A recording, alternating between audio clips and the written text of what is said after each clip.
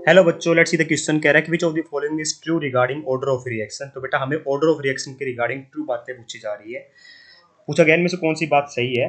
अगर बात करते हैं बेटा एक एक करके, सबसे पहले लिखा है कि it is equal to the molecularity of a one step reaction. One step reaction बेटा वो होती है जो एलिमेंट्री रिएक्शन होती है, एक स्टेप में टेक प्लेस कर रही होती है। एलिमेंट्री रिएक्शन होती है जो एक स्टेप में टेक प्लेस कर रही होती है।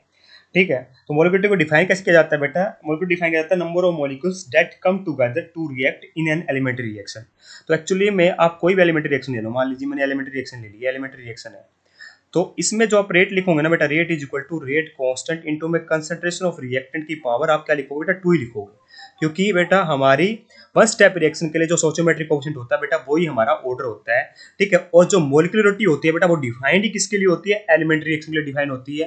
और मोलिकुलरिटी पता कैसे करते हैं हम बेटा? स्टोइचोमेट्रिक कोएफिशिएंट देख के पता करते हैं, क्योंकि एक थ्योरेटिकल कांसेप्ट है और ऑर्डर बेटा मेरा एक्सपेरिमेंटल कांसेप्ट है।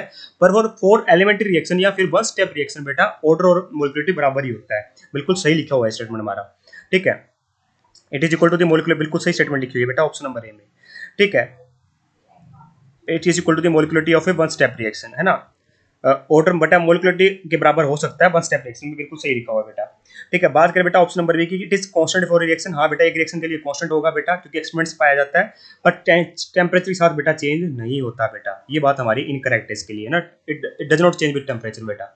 बात करें बेटा ऑप्शन नंबर सी की, इट कैन, बिल्कुल सही बात है बेटा। ऑर्डर हमारा नेगेटिव भी हो सकता है, पॉजिटिव भी हो सकता है, फ्रैक्शन भी हो सकता है, जीरो भी हो सकता है, क्योंकि एक्सपेरिमेंट से पता चलता है बेटा, इसलिए। ठीक है, कोई थ्योरेटिकल कंसेप्ट है नहीं बेटा, तो ऑर्डर की कोई वैल्यू भी पाई जा सकती है। तभी तो हम जीरो ऑर्डर रिएक्शन बढ़ता है बेटा, है ना। नेगेटिव भी बढ़ सकते हैं, फर्स्ट ऑर्डर भी बढ़ सकते हैं, सेकंड ऑर्डर भी होती है बेटा, सारी एक्सपेरिमेंट से पता चलता है। बस ध्यान रखना है, order is a experimentally determined quantity.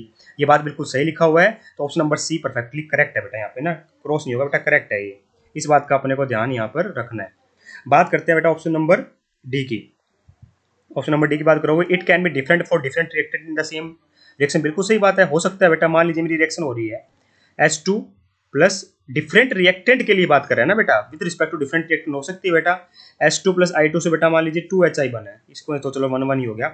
ऐसी रिएक्शन लेते हैं, जैसे मेरा N2 प्लस 3H2 से क्या बना बेटा? मेरा 2NH3 बना है, 2NH3 बना है। तो मेरा रेट कैसे लिखा जाएगा बेटा? रेट लिखा जाएगा, rate is equal to rate constant into में कंसंट्रेशन ऑफ N2 इनटू में कंसंट्रेशन ऑफ H2 की पावर, यहाँ पे कुछ आएगी, मान लीजिए कोई वैल्यू आ गई, x और y मान लेते हैं।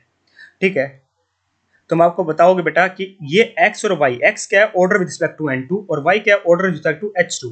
तो ये वैल्यू बेटा मेरी क्या हो सकती है?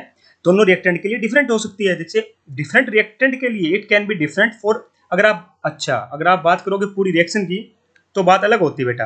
पर हमसे क्या गया कि it can be different for different reactant in the same reaction. हाँ, order with respect to N2 और विद रिस्पेक्ट टू H2 तो डिफरेंट हो सकता है बेटा। पूरी रिएक्शन का जो ऑर्डर होगा बेटा वो पूरी रिएक्शन के लिए सेम रहेगा, बट विद रिस्पेक्ट टू अगर आप N2 पूछोगे, H2 पूछोगे, डिफरेंट आएगा। इसका मतलब स्टेटमेंट हमारी परफेक्टली करेक्ट है। तो कौन कौन स्टेटमेंट करेक्ट है बेटा? यहाँ पे A C D। I hope you understand the answer. Thank you so much.